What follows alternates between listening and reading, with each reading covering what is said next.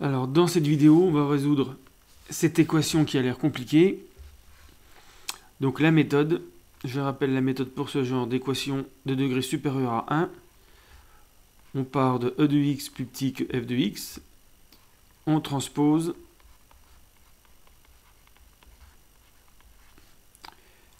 On factorise.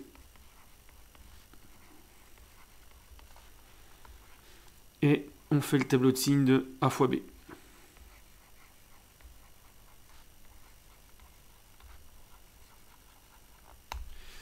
Et avec le tableau de signes, on va résoudre plus petit que 0. Alors,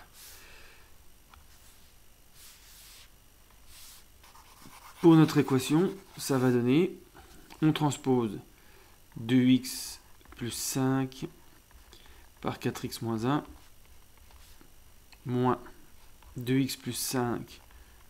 Alors, au lieu de mettre au carré, je vais mettre 2x plus 5 pour aller plus vite. Et là, on a un facteur commun qui apparaît, c'est 2x plus 5. On factorise par 2x plus 5, voir les vidéos sur les factorisations.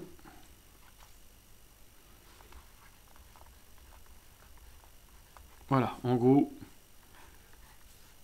le facteur commun, on le place devant, et tout ce qui n'est pas barré, on le place dans le crochet.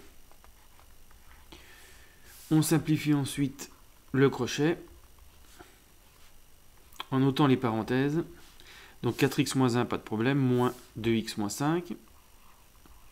Attention au moins devant une parenthèse, plus petit que 0. Et on simplifie. 2x moins 6.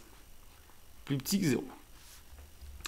Et donc, on aboutit à l'équation produit.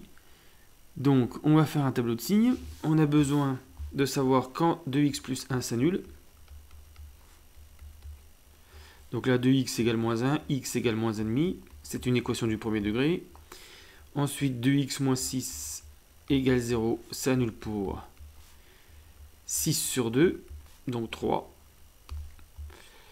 Et puis, on n'a plus qu'à écrire toutes les lignes.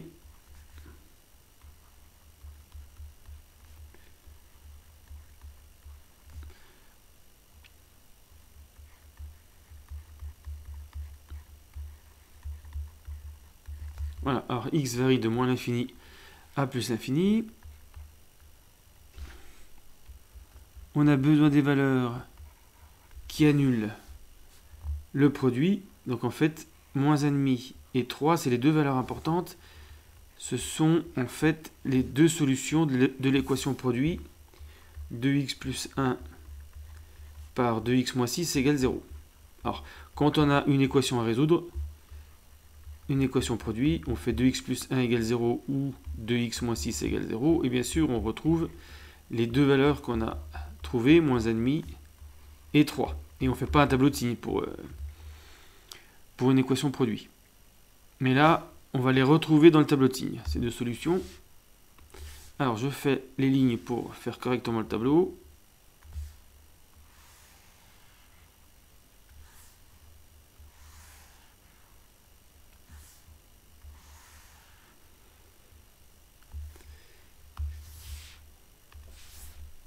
Alors, 2x plus 1 s'annule en moins 1,5.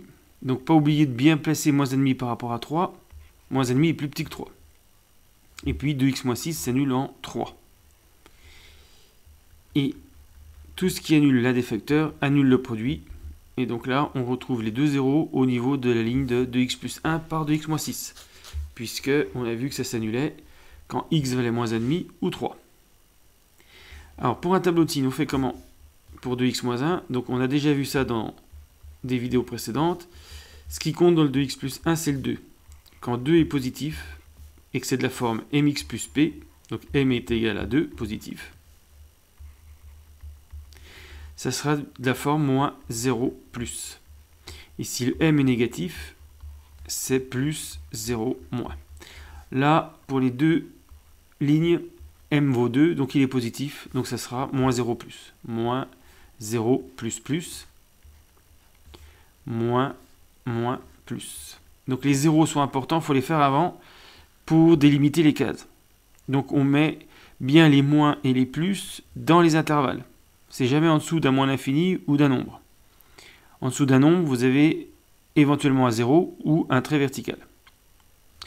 Maintenant, on applique la règle des signes. Plus, moins, plus. Voilà. Ça veut dire quoi? Ça veut dire que x, si x est plus petit que moins 1,5, 2x plus 1 par 2x moins 6 est positif.